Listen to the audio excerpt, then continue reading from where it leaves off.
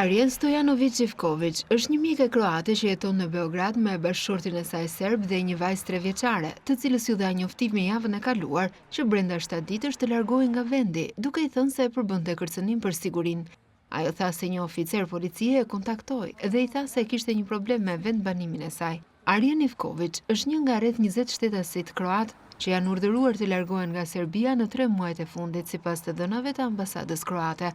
10 të tjerëve u është refuzuar hyrja në kufi.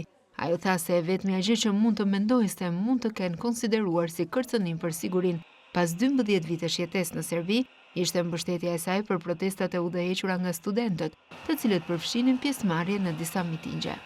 Sad ni oni nisu znali da objasne šta znači to. Megjithatë ne nuk e dim nëse kjo është arsyeja e vërtet. Ne si familje nuk e meritojmë këtë. Gjithsesi, unë jam ende pozitiv dhe me të vërtet pres që institucionet përkatëse të bëjnë punën e tyre.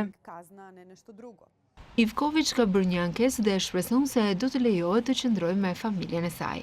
Marrëdhëniet midis Kroacisë dhe Serbisë janë tensionuar muajt e fundit pas një vale protestash kundër korrupsionit, të cilat mediat proqeveritare serbe kanë akuzuar shërbimin kroat të sigurimit se i mbështet.